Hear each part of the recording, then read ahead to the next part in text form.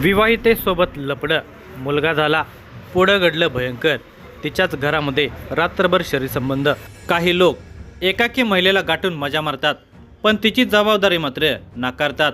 तिच्या परिस्थितीचा गैरफायदा घेऊन निघून जायचे असे काही नराधमांचा विचार असतो, पण ती मात्र त्याच्यावर विश्वास ठेवून जगत असते. तो तिला टाळत राहतो. ती आपला हक्क मागू लागते, तेव्हा मात्र वादाची ठिणगी पडते. या वादामध्ये काही वेळा तिचा बळी जातो. चंद्रपूर जिल्ह्यामध्ये एका विधवेशी गावातील एका तरुणाने संबंध ठेवले. या संबंधातून तिला एक मुलगाही झाला, पण त्या तरुणाने तिच्याशी लग्न करणे मात्र नाकारले. यातून भडकलेल्या वादातून त्याने आणि त्याच्या आईने तिला बेदम मारहाण केल्याची घटना घडली. या धक्कादायक घटनेचा सविस्तर वृत्तांत पुढे पाहण्याअगोदर जर तुम्ही या चॅनेलवर जर नवीन असाल तर प्लीज आपल्या ह्या मराठी चॅनेलला नक्की सबस्क्राईब करा. चंद्रपूर जिल्ह्यातील चिमूर तालुक्यात शंकरपूर नावाचे एक गाव आहे. या गावामध्ये नरेंद्र महादेव कोलते आणि त्याची आई सोनाबाई हे राहतात. याच गावामध्ये पौर्णिमा बबन लगाडे ही घटस्फोटित महिला राहते.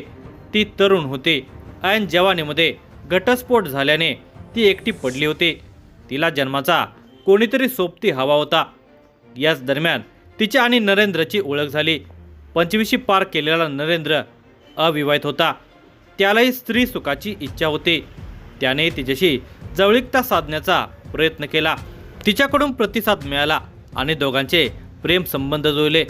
तो तिच्या घरीच जायचा, तिच्याशी गप्पा गोष्टी करत बसायचा.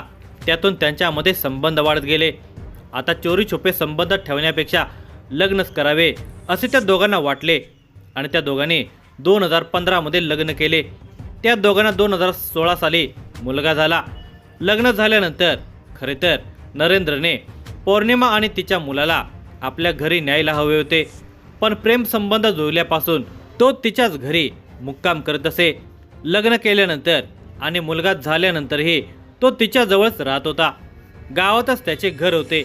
घरामध्ये आई एकटी राहत होते, पण तरी त्याने आपल्या पत्नीला म्हणजे पौर्णिमाला आपल्या घरी कधी नेले नव्हते. तो तिला सांभाळत असल्याने तिने त्याला कधी तुझ्या घरी जाऊन राहू असा तगादा लावला नाही. अलीकडे मात्र नरेंद्रच्या वागण्यामध्ये फरक पडत चाललेला होता. त्यातच नरेंद्रने हा मुलगा आपला नाही असा पवित्रा घेतला. तेव्हा मात्र पौर्णिमा घाबरली. आपल्यासोबत लग्न केले, संसार थाटला आणि आता ह्या मुलाचे पालकत्व नाकारतो हे पाहून ती चिडली. मुलाच्या भवितव्यासाठी ती कोर्टामध्ये धाव घेतली. मुलाची DNA चाचणी केल्यानंतर तो मुलगा नरेंद्रपासूनच झाल्याचे सिद्ध झाल्यामुळे नरेंद्रचे म्हणणे चुकीचे आहे हे आपोआपच सिद्ध झाले. आता पौर्णिमा सावध झाली होती. नरेंद्र आपला आणि आपल्या मुलाचा हक्क हिरावून घेत आहे याची तिला जाणीव झाल्यामुळे नरेंद्रने आपल्याला आणि मुलाला त्याच्या घरी न्यावे असा त्याने तगादा लावण्यास सुरुवात केली. पण नरेंद्र मात्र काहीतरी कारणे देऊन तिला टाळत होता. शुक्रवार दिनांक 7 मार्च 2026 रोजी सायंकाळी पौर्णिमाने स्वतःच्या मुलासोबत थेट नरेंद्रचे घर गाठले. तेव्हा नरेंद्रची आई सोनाबाईने तिला घरामध्ये घेण्यास नकार दिला. तसेच तिला चपलाने मारले. तू 4 लाख आणून दे आणि तुझ्या नवऱ्याला घेऊन जा असे म्हणत तिचे केस पकडून हाताने मारले. त्यानंतर नरेंद्रने तू माझ्या घरी कशाला आलीस, मी तुला बोलावले का असे म्हणून काठीने मारहाण केली.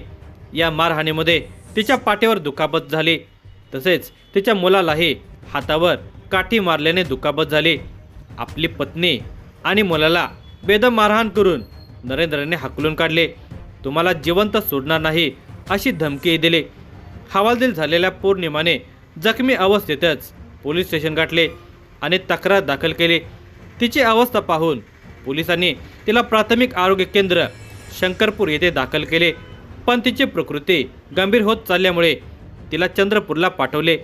पौर्णिमाने दिलेल्या तक्रारीवरून पोलीस ठाण्यामध्ये नरेंद्र महादेव कोलते वय वर्षे 37, सौ सोनाबाई महादेव कोलते वय वर्षे 60, राहणार शंकरपूर, तालुका चिमूर, जिल्हा चंद्रपूर यांच्या विरोधात आरोप क्रमांक 96/2026 भारतीय न्याय संहिता कलम 118(1), 351(2), 35 नुसार गुन्हा दाखल करण्यात आला. पुढील तपास पोलीस अंमलदार इकेश्वर नन्नावरे हे पुढील तपास करत आहेत.